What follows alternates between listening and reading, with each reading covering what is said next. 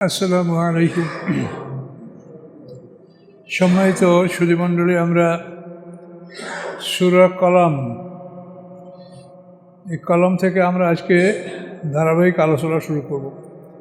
আমরা যে কলম দিয়ে লিখি, এই কলমই এই বানান, এটা আরবি শব্দ কলম। আউযু বিল্লাহি মিনাশ শাইতানির রাজিম, বিসমিল্লাহির রহমানির রহিম। নুন আল কলমি ওয়া মা ইয়াসতুরুন। নুন আয়াতে মুতাশাবিহাত, তবুও নুন শব্দের অর্থ আমরা করতে পারছি এই জন্য যে নুন শব্দের অর্থ কোরআনে আল্লাহ করেছেন। অজান্নুন, মাছওয়ালা। ইউনূস আলাইহিস সালামকে আল্লাহ তাআলা জান্নুন বলে সম্বোধন করেছেন। নুন মানে মাছ, জান্নুন মাছওয়ালা। তো যাই হোক, এই নুন সম্পর্কে তাফসিরে যে অনেক কথা আছে সেগুলি মানে আমাদের কাছে যুক্তিসঙ্গত না। যে পৃথিবী কোথায়, একটা গরুর শিঙে, গরুটা কোথায়, একটা মাছের পিঠে, মাছটা কোথায় সমুদ্রে, এরকম অনেক কথা আছে। কিন্তু এগুলো আমাদের কাছে বিশ্বাসযোগ্য না, এই জন্য আমরা এগুলো বলতে যাই না। নুন অর্থ মাছ। অল কলমে, এবং কলমের শপথ। ওয়া মা ইয়াসতুরুন, এবং যা কলম দ্বারা লেখে। ওয়া মা ইয়াসতুরুন, এবং যা লেখে, অর্থাৎ কলম দ্বারা যা লেখে, যারা লেখে, এই সব কিছুর শপথ আল্লাহ করেছেন। মানুষে লেখে, ফেরেশতারা লেখে, আল্লাহ লেখেন। আল্লাহ তাআলা লেখার জন্য একটা কলম আছে, সেটা আল্লাহ নিজ হাতে সৃষ্টি করেছেন। আল্লাহর কলম, এটা আল্লাহ নিজের হাতে তৈরি।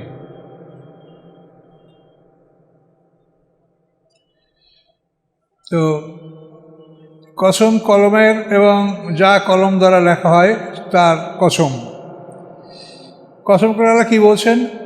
মান তবে নিয়ামতে রব্বিকে মাজনুন, যে আপনি আপনার রবের নিয়ামতের কারণে আপনি পাগল নন। আপনাকে ওরা একদিন সাদে কারামিল বলতো, কত সম্মান করতো আপনাকে। আরবের মধ্যে সবচাইতে বিশ্বাসযোগ্য মানুষ হিসেবে তারা আপনাকে আখ্যা দিয়েছিল।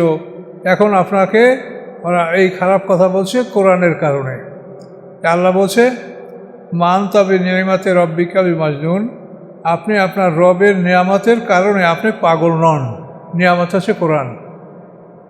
ওয়াতমামতু আলাইকুম নিয়ামতি, আল্লাহ কি বলছেন বিদায়ে, যে আমি আমার নিয়ামত পরিপূর্ণ করে দিলাম। এই নিয়ামত মানে নবুয়াত এবং রিসালাত। তো আল্লাহ বলেন মান তবে নিয়ামতে রব্বিকে মাজনুন, আপনি আপনার রবের নিয়ামতের কারণে আপনি পাগল নন। আপনাকে ওরা পাগল বলছে, আপনি পাগল নন। ওরা আপনাকে মুহাম্মাদের পরিবর্তে মোজাম্মা বলছে। মোজাম্মা মানে অভিশপ্ত। ওয়াইন্না লাকালা আজরান গায়রা মামনুন, এবং নিশ্চয়ই আপনার জন্য রয়েছে আজরান, বিনিময়, গায়রা মামনুন, অফুরন্ত, যা কখনো শেষ হবে না। আপনার জন্য যে আল্লাহ নিয়ামতের ভান্ডার খুলে রেখেছেন তা কোনো দিন ফুরাবে না। এরকম নিয়ামত আপনার জন্য আল্লাহ মঞ্জুর করে রেখেছেন। ওয়াইন্নাকালা আলা খুলুফিন আযীম, এবং নিশ্চয়ই আপনি সর্বশ্রেষ্ঠের চরিত্রের উপরে প্রতিষ্ঠিত আছেন। নিশ্চয়ই আপনি লালা উপরে, খুলুকেন মানে চরিত্র, আজিম শ্রেষ্ঠ, বড়, সর্বশ্রেষ্ঠ চরিত্রের উপরে আপনি প্রতিষ্ঠিত রয়েছেন। আপনি সর্বশ্রেষ্ঠ চরিত্রবান। হযরত আয়েশা সিদ্দিকাকে জিজ্ঞাসা করা হয়েছে আল্লাহ রসুলের চরিত্র সম্পর্কে।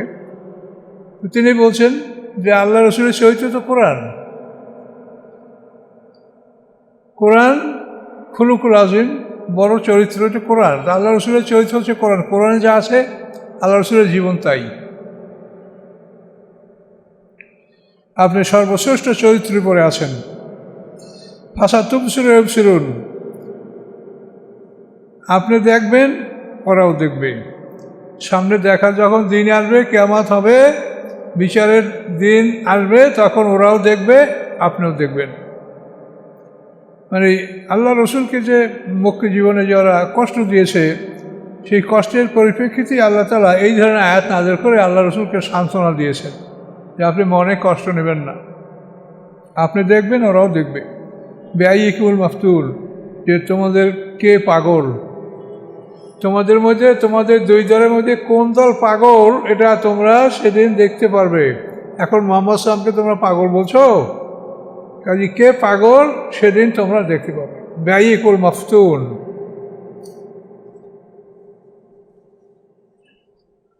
ইন্না রাব্বাকা আ'লামু বিমান দাল্লা আন সাবিলিহি ওয়া আ'লামু বিল মুহতাদিন। নিশ্চয়ই আপনার রব, তিনি ভালো জানেন বেমান তাকে, দল্লা আন সাবিলিহি যে তার পথ থেকে হারিয়ে গেছে, যে নিজে পথ হারিয়েছে তাকে।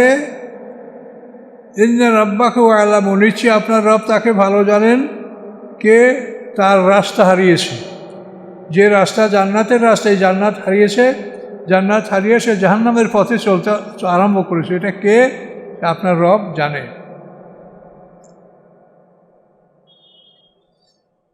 ও আ'লামু বিল মুহতাদিন, এবং তিনি জানেন কে হেদায়েতের উপরে আছে, কে পথ হারিয়েছে এবং কে হেদায়েতের উপরে আছে, এটা আল্লাহ ভালো জানেন। ফালা তুতিল মুকাযযিবিন, অতএব আপনি এই মিথ্যাবাদীদের অনুকরণ করবেন না। এই যারা মিথ্যাবাদী, আবু জাহেল, উতবা সাইবা, তারপরে নজর ইবনে হারেস, এই সমস্ত বড় বড় কাফের যারা, এদের আপনি অনুকরণ করবেন না, এরা মিথ্যাবাদী। ওয়াদ্দু লাউ তুদহিনুন, তারা চায় আপনি যদি বিনয়ী হন তারাও বিনয়ী হবে, আপনি যদি নম্র হন তারাও নম্র হবে। অর্থাৎ আপনার সাথে তারা আপোষ করতে চায়। তারা বলতে চায় যে আপনি 6 মাস আমাদের দেবদেবীর ইবাদত করেন, তারপর আমরা আবার 6 মাস আপনার আল্লাহর ইবাদত করব, তারপর দেখব কি হয়। আপনি হেজরে আসওয়াদ চুম্বন করতে পারবেন না আমাদের মূর্তি চুম্বন না করে। আমাদের মূর্তিকে চুম্বন করতে হবে, আমাদের মূর্তির গায়ে হাত বুলাতে হবে, তারপর আপনি হেজরে আসওয়াদ চুম্বন করবেন, তার আগে আমরা হেজরে আসওয়াদ চুম্বন করতে আপনাকে দেব না। এভাবে তারা আল্লাহ রসুলের সাথে আপোষ করার পরিকল্পনা তারা করছিল। আল্লাহ তাআলা সেটা বলেন, ওয়াদ্দু লাউ তুদহিনু ফায়ুদহিনুন, তারা কামনা করে যদি আপনি বিনয়ী হন, বিনম্র হন, তাহলে তারাও বিনয়ী হবে, বিনম্র হবে, আপনার সাথে আপোষ করবে। ফালা তুতি কুল্লা হাল্লাফিন মাহিন, আল্লাহ বলছেন অলা তুতি, আপনি অনুকরণ করবেন না সকল হাল্লাফিন মাহিন, যারা বারবার কসম করে, যারা তুচ্ছ। কসম করে কারা? কসম করে যারা, যে নিজেকে নিজে বিশ্বাস করতে পারে না, সে কসম করে কথা বলে। কোনো ভালো মানুষই কোনো কসম করে না, তারা এমনি কথা বলে, তার নিজের কথার পর নিজের বিশ্বাস আছে, মানুষও বিশ্বাস করে। আল্লাহ বলেন হাল্লাফ মানে যারা বারবার শপথ করে, মাহিন এবং যারা তুচ্ছ, এদের আপনি অনুকরণ করবেন না। এই বড় বড় লোকগুলি যারা আরবের নেতা, এগুলি সব তুচ্ছ। হাম্মাজ, এরা মানুষের সমালোচনাকারী, কুমন্ত্রণাদাতা, মানুষের সমালোচনাকারী। এরা হাম্মাজ, মানুষের সমালোচনাকারী, সামনে পিছনে মানুষের সমালোচনা করে। মাশরাবে নামিম, তারা চুগলখুরি নিয়ে চলাফেরা করে। চুগলখুরি হলো আপনি একটা লোককে ভালোবাসেন, তার সাথে আপনার বন্ধুত্ব, কিন্তু একটা লোক মাঝখানে আপনার বন্ধু সম্পর্কে আপনাকে এমন কিছু বলল যার ফলে আপনার বন্ধুত্ব নষ্ট, আপনি তাকে আর ভালো জানছেন না, যে এই লোকটা খারাপ, আমি তো বুঝতে পারিনি। এটা চুগলখুরি, মানুষের মধ্যে বন্ধুত্ব নষ্ট করা, সম্পর্ক খারাপ করে দেওয়া, এগুলি যারা করে এগুলো চুগলখুরি। হাম্মাজ, তারা মানুষকে তিরস্কারকারী। মাশরাবে নামিম, তারা চগলখোর, তারা চগলখুরি করে বেড়ায়। মান্নানদের খায়রে, ভালো কাজে বাধা দেয়। মুতাদিন, সীমা লঙ্ঘনকারী। আসিম, পাপী। আরবের কাফেরদের কি গুণ আল্লাহ বলছে দেখেন, ওরা মানুষকে কুমন্ত্রণা দেয়, মানুষের মধ্যে চুগলখুরি করে, তবে ভালো কাজে বাধা দেয়, সীমা লঙ্ঘনকারী, পাপী। এরপরে উতুললেন, কর্করভাষী, ও বাদা জালিকা জানিম, এত ভিন্ন ও হারামজাদাও। এত দোষের পরে সে হারামজাদাও। এই কাকে বলা হয়েছে? ওলীদ ইবনে মুগিরাকে। ওলীদ ইবনে মুগিরাকে 18 বছর বয়সে তার বাবা স্বীকৃতি দিয়েছে তার নিজের সন্তান হিসেবে। এই ওলীদ ইবনে মুগিরা এর সম্পর্কে বিভিন্ন সূরায় আসে, এই সূরায় একটু বেশি আসে। তো ওলীদ ইবনে মুগিরা যে কাফের, এটা তার নিজের ভাষায় সেটা প্রমাণ করছে, সে নিজেই সেটা প্রমাণ করেছে। তার একটা কাহিনী আছে। মুহাম্মদ সাল্লাল্লাহু আলাইহি ওয়াসাল্লাম যখন এই কথাগুলি বললেন, তখন ওলীদ ইবনে মুগিরা তার মাকে বলে যে, মা, মুহাম্মদ সাল্লাল্লাহু আলাইহি ওয়াসাল্লাম আমার সম্পর্কে যা বলছে তো সবই সত্য। আমি কসম করি, আমি তুচ্ছ, আমি মানুষের মধ্যে ব্যাকবাইটিং করি, আমি ভালো কাজে বাধা দেই, সীমা লঙ্ঘন করি, পাপী, আমি কর্কশভাষী, এসব ভিন্ন, আমি হারামজাদাও। এখন এই সবগুলো আছে, কিন্তু হারামজাদা কিনে আমি, এটা আমি বুঝবো কেমন করে? মায়ের কাছে ওলীদ খুব রাগান্বিত হয়ে এই জিজ্ঞাসা করছে যে, মা, তোমারে হত্যা করব তলোয়ার নিয়ে, তুমি বলো আমি আসলে হারামজাদা কিনা। মুহাম্মদ সাল্লাল্লাহু আলাইহি ওয়াসাল্লাম তো মিথ্যা কথা বলেন না, তিনি আমাকে হারামজাদা বলছেন। এটা কেন বলছেন? তাহলে আসলে কি তুমি আমার বলো, তুমি আমি কি আসলে হারামজাদা না হালালজাদা? তখন ওলীদের মা বলছে যে, ওলীদ তুমি থামো, আমি তোমাকে বলছি যে, শোনো, যে তোমার বাবার ব্রিগেডিং ক্যাপাসিটি ছিল না, সে একজন মহিলাকে গর্ভবতী করবে ক্ষমতা তার ছিল না। এই জন্য আমি তোমার বাবার রাখালের সাথে জেনা করছি, তাতে তুমি হইছো, তুমি হারামজাদা, এতে কোনো সন্দেহ নাই। তার মা একবারে গ্যারান্টি দিয়ে বলে দিল যে, আমি তোমার বাবার রাখালের সাথে জেনা করেছি, তার ফলে তোমার পয়দা, তুমি হারামজাদা, এতে কোনো সন্দেহ নাই। আল্লাহ তাআলা কোরআনে এত খারাপ ভাষায় আর কাউকে গালি দেন না। এই ওলীদ ইবনে মুগিরা এ ছিল আরবের শ্রেষ্ঠ ধনী। মক্কা হইতে তায়েফ পর্যন্ত যে বিশাল এই 90 কিলোমিটার জায়গা, এই পুরো জায়গাটায় রাস্তার দুই পাশে ওলীদ ইবনে মুগিরার বাগান ছিল। বিশাল সম্পত্তির মালিক ছিল ওলীদ ইবনে মুগিরা। তাকে এত সম্পদ কেন দেওয়া হয়েছিল? এটার কারণ যে আল্লাহ তাআলা যে সমস্ত পাপীরা যে ভালো কাজ দুনিয়াতে করে, তাদের এই কাজের ফলাফলটা দুনিয়াতেই আল্লাহ পরিশোধ করে দেন। তো ওলীদ ইবনে মুগিরার জীবনে ভালো কাজ হলো, আল্লাহ রসুলের 35 বছর বয়সে যখন কাবাঘর নির্মাণ করার পালা আসলো, যে কাবাঘরের দেওয়াল ফেটে গেছে, দেওয়ালের মধ্যে সাপ থাকে এবং দেওয়াল যে কোনো সময় ধসে পড়ে মানুষ মারা যেতে পারে, এরকম একটা অবস্থা, কাবাঘরকে মেরামত করা দরকার। এটা কেমন করে করব, কি করে করব, কে করবে? তো ওলীদ ইবনে মুগিরা নিজে সাহস করে কোদাল নিয়ে গেল যে, আমি আগে করব, আর তোমরা সবাই।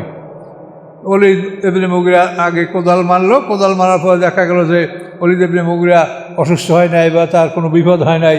তখন অন্য সবাইও কাজে হাত দিল। এই ওলীদ ইবনে মুগিরার নেতৃত্বে আল্লাহ রসুলের 35 বছর বয়সে কাবাঘর নির্মাণ হলো। তো এই কাবাঘর নির্মাণের সময় ওলীদ ইবনে মুগিরা বলেছে যে, যাদের হারাম কারবার আছে, সুদের কারবার, জেনা, বেশ্যাবৃত্তি, ও দাসী কিনে কিনে ওরা বেশ্যাবৃত্তিতে দিত আরবের লোকেরা, ধনীরা। তো এইসব টাকা আমরা নেব না, আমরা ভালো টাকা দিয়ে কাবাঘর তৈরি করব। এইটা ওলীদ ইবনে মুগিরার ঘোষণা ছিল। তো এই ঘোষণার ফলে তারা ভালো টাকা দিয়ে কাবাঘর নির্মাণ করার অর্থ জোগাড় করতে পারে নাই। তারা অর্ধেক পরিমাণ ঘর নির্মাণ করা যাবে এই পরিমাণ টাকা জোগাড় করতে পারছিল। শেষ পর্যন্ত তারা অর্ধেক, ওলীদ ইবনে মুগিরা ছিল যে অর্ধেক করব, তাও হারাম টাকা দিয়ে এই ঘর আমরা করব না। এদিকে লোহিত সাগরের ওখানে একটা ভাঙ্গা জাহাজ ভেসে আসছিল, সেই ভাঙ্গা কাঠের জাহাজ, সেই যুগে তো কাঠের জাহাজ ছিল। সেই জাহাজের লোকরিদেরা তারা দেওয়ালের যে এই তীরগুলি এগুলি দিয়েছে এবং দরজা ইত্যাদি এগুলা তারা করেছে। এবং এক মিস্ত্রিকে তারা ব্যবহার করছে, মিস্ত্রির নাম ছিল বাকুম। বাকুম নামক এক মিস্ত্রি, রোমান মিস্ত্রি, এই মিস্ত্রির দ্বারা এই কাবাঘর নির্মাণ করেছে তারা। কিন্তু অর্ধেক নির্মাণ করেছে অর্থের অভাবে। কিন্তু পরবর্তীতে যখন ইসলাম জয়যুক্ত হয়েছে, কাবাঘরের পুনর্নির্মাণের জন্য যখন ব্যবস্থা নেওয়া হয়েছে, এতে আব্দুল্লাহ ইবনে জুবায়ের, আবু বকর সিদ্দিকের নাতি, আসমা বিনতে আবু বকর সিদ্দিকের কন্যা, এই আসমা বিনতে আবু বকর ছেলে হলো আব্দুল্লাহ ইবনে জুবায়ের। উনি কিন্তু যখন মক্কার গভর্নর ছিলেন, তখন উনি পুরো কাবাঘর নির্মাণ করেছিলেন এবং কাবাঘরের গিলাফও দিয়েছিলেন উনি। কিন্তু হাজ্জাজ ইবনে ইউসুফ রাজনৈতিক কারণে যখন মক্কা ঘর আক্রমণ করলো এবং আব্দুল্লাহ ইবনে জুবায়েরকে শহীদ করলো, তখন তারা ওই কাবাঘরকে আবার সেই জাহেলিয়াতে যেভাবে ছিল অর্ধেক, ওই অর্ধেক পরিমাণ করে রাখছে, এখনও সেই অর্ধেক পরিমাণই আছে। এর ঘরে আর কেউ হাত দেয় নেই। খলিফা মনসুর চেষ্টা করছিল যে আমি এটা পুরো করবো কিনা, আলেমরা মতামত দেয়নি, যেটা দিলে আবার কোন ফেতনা হবে, দরকার নেই, যে আছে ঘরে থাক।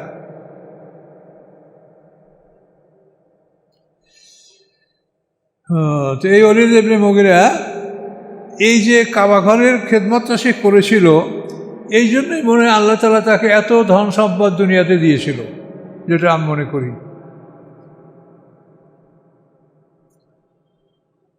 আল্লাহ বলেন আনকানা জামাল ও বানিন, সে এই জন্য যে সে জামালের মালওয়ালা এবং সন্তানওয়ালা, তার 10 জন পুত্র সন্তান ছিল এবং অনেক সম্পদের মালিক ছিলেন তিনি, ওলীদ ইবনে মুগিরা। এজা তুকতা আলে আয়াতুনা, যখন তার উপরে আমার আয়াতগুলি তেলাওয়াত করা হয়, কলাত, সে বলতো, আসাতিররা বলেন এগুলি পূর্ববর্তীদের ইতিহাস, পূর্ববর্তী মানুষের ইতিহাস, এগুলি আর কিছু না। আল্লাহ বলেন সানাসিমুহু আলাল খুরতুম, অতি শীঘ্রই আমি দাগ দিয়া দেব তার হাতির সুরে। খুরতুম মানে হাতির সুর, মানে নাক, ওর নাকটা একটু লম্বা ছিল, এই জন্য আল্লাহ মানে ঘৃণা করে তার নাকটাকে হাতির সুর বলছে। সানাসিমুল আল খুরতুম, আল্লাহ বলেন অতি শীঘ্র আমি দাগ দিয়ে দেব তার হাতির সুরে, তার নাকে। তো পরবর্তীতে এক যুদ্ধে তার নাকে আঘাত লেগেছিল এবং তার নাক জখম হয়েছিল। ইন্না বালাওনাহুম কামা বালাওনা আসহাবাল জান্নাহ, নিশ্চয়ই আমি তাদেরকে পরীক্ষা করেছি যেরকম আমি পরীক্ষা করেছিলাম বাগানবাসীদেরকে। এই বাগানের একটা কাহিনী আছে, সেটা আমরা এখানে শুনতে পাবো। বাগানবাসীদেরকে কীভাবে আল্লাহ পরীক্ষা করেছিল দেখেন। এজ আকসামুল লায়ুসিমুন্না মুসবিন, যখন তারা কসম করেছিল যে লায়ুসিমুন্না মুসবিন, যে আমরা ভোরে ভোরে বাগানের ফল কেটে নেব। মানে এক ধনী ব্যক্তি ছিল নেককার, তার কয়েকজন সন্তান ছিল। যে ধনী ব্যক্তি এর একটা বাগান ছিল নিজের এলাকা থেকে অন্তত 6 কিলোমিটার দূরে, একটা বাগান ছিল, সুন্দর খেজুরের বাগান। তো এই বাগানে যখন ফসল কাটত, তখন উনি ওই যেটা ওয়াতু হাক্কা ইয়াম হাসাদি, কোরআনের আয়াত, যে ফসল কাটার দিনেই তোমরা তার জাকাত দিয়ে দাও। ফসলের জাকাত ফসল কাটার দিনই আল্লাহ দিতে বলেছেন। আম হোক, কাঁঠাল হোক, গম হোক, ধান হোক, যা হোক, এটার জাকাত ওই মাঠে বসেই দিয়ে দেওয়ার হুকুম, আল্লাহর হুকুম আছে এটা। তো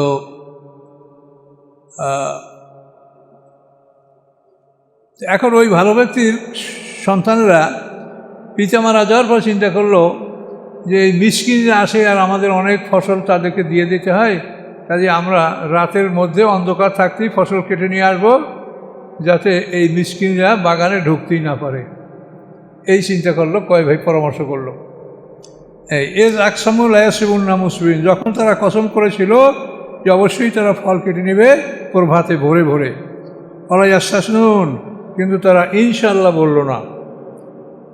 মুসলমানদের যে কোনো কাজে তারা ইনশাআল্লাহ বলবে, ইনশাআল্লাহ এই কাজটা আমরা করবো, কিন্তু ওরা ইনশাআল্লাহ বলে নাই। ওরা ইয়াস্তাসনুন।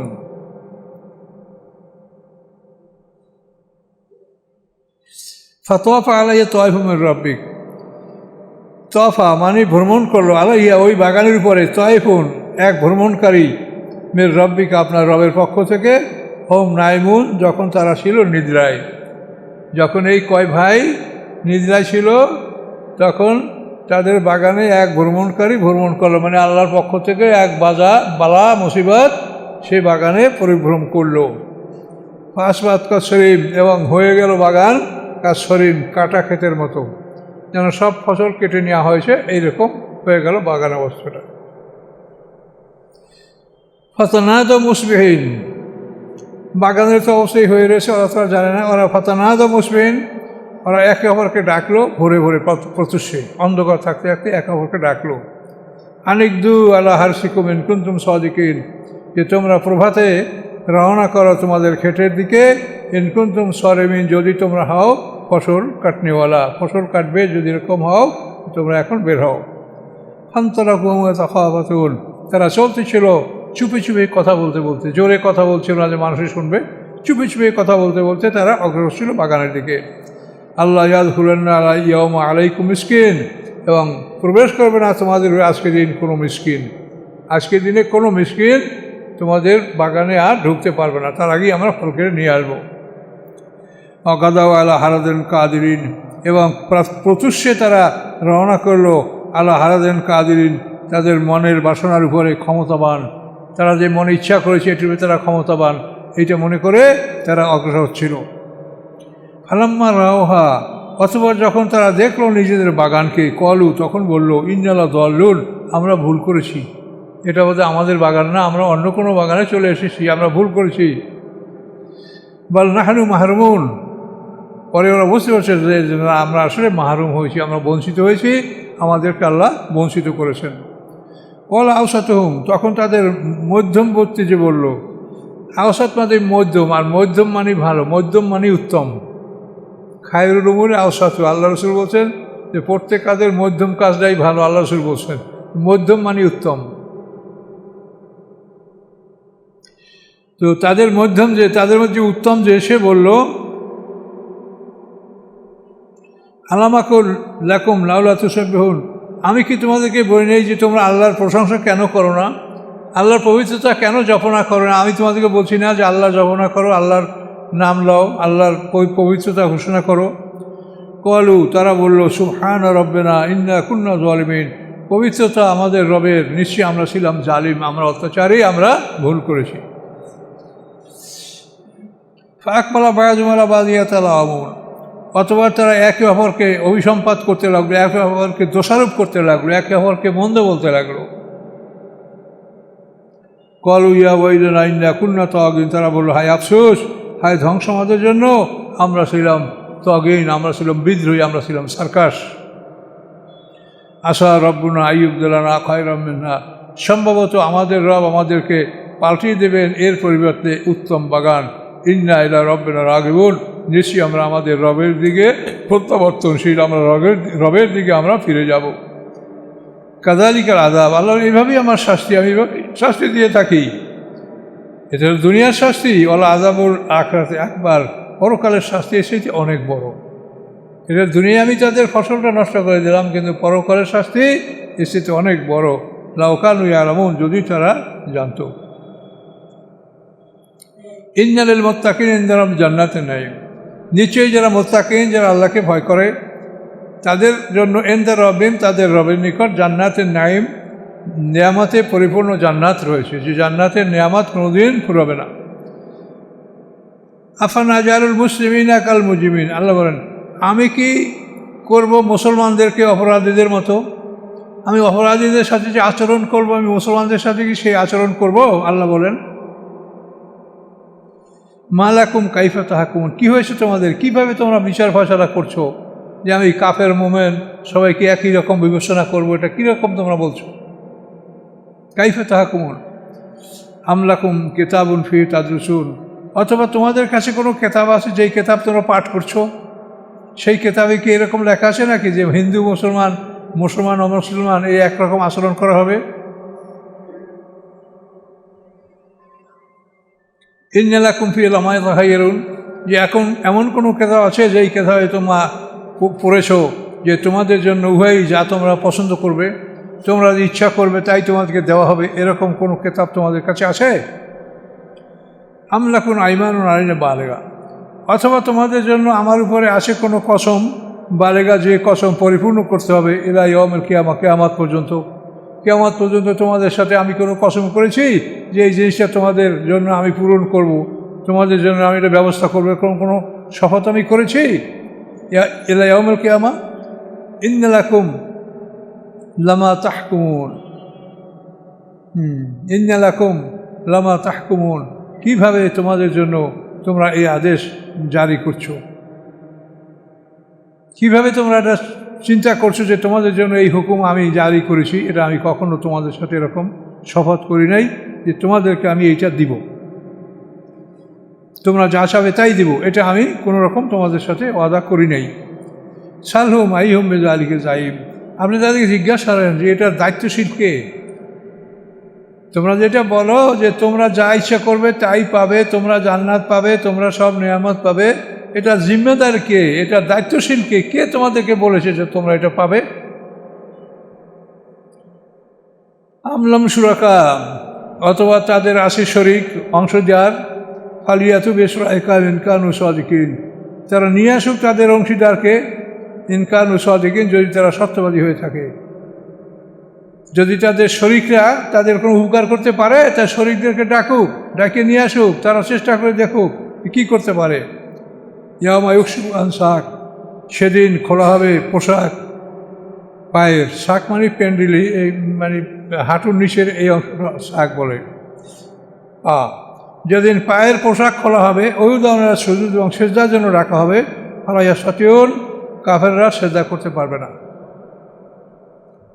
কিয়ামতের দিন 50,000 বছরের সময়টা দিনে 50টা পরীক্ষা হবে। তার মধ্যে একটা পরীক্ষা হবে আল্লাহ তাআলা পোশাক, পায়ের পোশাক উন্মুক্ত করে সমস্ত বান্দাদেরকে তার পায়ের উপরে সেজদা করার জন্য বলবেন, কিন্তু তখন কাফেররা সেজদা করতে পারবে, ফালাইয়া সতিউন, কাফেররা সেজদা করতে পারবে না। খাশিয়াতান আবসারহুম, নিম্নগামী হবে তাদের চক্ষুগুলি, তারা এখন জিল্লা, অপমান তাদেরকে ঢেকে ফেলবে। ওয়াকাদ কান ইউদান সুজম সালিমুন, অথচ তাদেরকে ডাকা হয়েছিল দুনিয়াতে সেজদার জন্য, তখন ছিল তারা সহি সালেম। দুনিয়ায় তাদেরকে সেজদার জন্য ডাকা হয়েছে, সেই মসজিদে আপনাদেরকে সেজদার জন্য কত সব মসজিদে ডাকা হচ্ছে, কিন্তু কয়টা লোক মসজিদে ঢুকছে দেখেন। আল্লাহ বলেন যে সেই দিন আল্লাহকে দেখে তারা সেজদা করার চেষ্টা করবে, কিন্তু সেজদা করতে পারবে না। তাদের মেরুদণ্ডের হাড়ে জোড়া লাগে, উল্টোভাবে পড়ে যাবে, কিন্তু ঘুটোতে পারবে না, সেজদা করতে পারবে না। অথচ তাদের দুনিয়াতে ডাকা হয়েছিল সেজদার জন্য, তখন ছিল তারা রোগমুক্ত, তখন তাদের কারো রোগ ব্যাধি ছিল না। ফাযআরনি ওয়া মান ইউকাযযিবু বিহাযাল হাদিস, আল্লাহ বলেন ছেড়ে দাও আমাকে এবং তাকে যে ইউকাযযিবু বিহাযাল হাদিস, যে এই কথাগুলি যে মিথ্যা মনে করে, তাকে আর আমাকে ছেড়ে দাও, তার বিষয়টা আমি দেখব, তার কি করতে হয় সেটা আমি করবো। আল্লাহ বলছেন সানাস্তাদরিজুহুম মিন হাইসু লা ইয়ালামুন, আমি অতি কৌশলে তাদের পাকড়াও করবো এমনভাবে যে তারা জানতে পারবে না। কীভাবে আমি ঢিল দিয়ে দিয়ে তাদেরকে পাকড়াও করব সেটা তারা জানতে পারবে না। বা উমলি লাহুম ইন্না কাইদি মাতিন, এবং আমি তাদেরকে ঢিল দেব, নিশ্চয়ই আমার ষড়যন্ত্র অত্যন্ত কঠিন ষড়যন্ত্র। আম তাসালুম আজরান, অথবা আপনি কি চাচ্ছেন তাদের কাছে কোনো বিনিময়, আপনি কি দাওয়াতের কোনো বিনিময় চাচ্ছেন? আহমে মাগরামে মুস্কালুন, তারা সেই ঋণটাকে তাদের কাছে খুব মুস্কালুন, ভারী মনে হচ্ছে, এই জরিমানাটা তাদের কাছে একটা ভারী মনে হচ্ছে। এরকম কোনো টাকা পয়সা আপনি তাদের কাছে দাবি করছেন দাওয়াতের বিনিময়? না, দাওয়াতের বিনিময় কোনো নবী রাসূল বা কোনো আলেম দাওয়াতের বিনিময় কারো ক্ষেত্রে কিছু চায় না। দাওয়াত হলো মানে যেটা মানে ইমানের বাইরে যারা আছে, ইসলামের বাইরে যারা, তাদেরকে দাওয়াত দেওয়া ইসলামের দিকে। এই দাওয়াত যদি কেউ গ্রহণ করে তো তাকে সবাই আমরা দেই, তার কাছ থেকে আমরা কেউ চাই না। আর প্রশিক্ষণ হলো আলাদা, যেন আপনারা প্রশিক্ষণ নিচ্ছেন, তারপর এই মাদ্রাসায় পড়ানো হচ্ছে। একটা মাদ্রাসা ছেলে 18-20 বছর পড়লে তারপরে তার অ্যাক্সেস মানে প্রবেশ অধিকার হয়, একটা বিষয় সম্বন্ধে জানার মতো ক্ষমতা রাখে। এই 20 বছর তো একটা মানুষের কেউ বিনা খরচায় বা বিনা ব্যয় এটা তো কেউ বহন করবে না, এটা পৃথিবীর কেউ করে না। কাজে এই জন্য দাওয়াত ও তাবলীগ এই দুটো কোনো ব্যবধান। দাওয়াতের ব্যাপারে আমরা দাওয়াত দিচ্ছি সবাইকে যে আপনারা সবাই আসেন আল্লাহর পথে। এই দাওয়াতে আসার জন্য কি কেউ কারো কাছে কিছু চাচ্ছে? কাজে চায় না। এই জন্য আল্লাহ বলেন যে আপনি কি তাদের কাছে এমন কিছু চাচ্ছেন যেটা তাদের কাছে একটা ভারী বোঝা মনে হচ্ছে? আমেন দামুল গায়েব ওয়াহুম ইয়াকতুবুন, অথবা তাদের কাছে কোনো গায়েবের ইলম আছে যে তারা লিখতেছে, এরকম কোনো ইলম আছে নাকি তাদের কাছে? ফাসবির, আল্লাহ বলেন আপনি সবুর করুন, লিহুকমি রাব্বিকা, আপনার রবের হুকুমের, ওয়ালা তাকুন কাসাহিবিল হুদ, আপনি মাছওয়ালার মতো হইয়েন না। মাছওয়ালা ইউনুস নবী, উনি যে মানে শাস্তি বিলম্ব হওয়ার কারণে পালাই গেছিলেন, এরকম যেন আপনি না হন। মাকজুম, যখন তিনি ডাক দিয়েছিলেন আল্লাহকে এমন অবস্থায় যে তিনি গোস্বায় ভরপুর ছিলেন, তার হৃদয়টা গোস্বায় ভরপুর ছিল, এই অবস্থায় তিনি আল্লাহকে ডাক দিয়েছিলেন।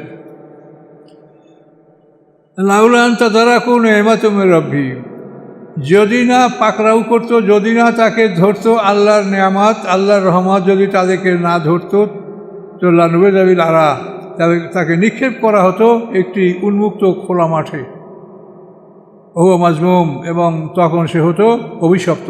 অভিশপ্ত হিসাবে তাকে একটা খোলা মাঠে নিক্ষেপ করা হতো, কিন্তু আল্লাহ তাআলা তাকে তার ডাক শুনেছেন, তাকে সাড়া দিয়েছেন।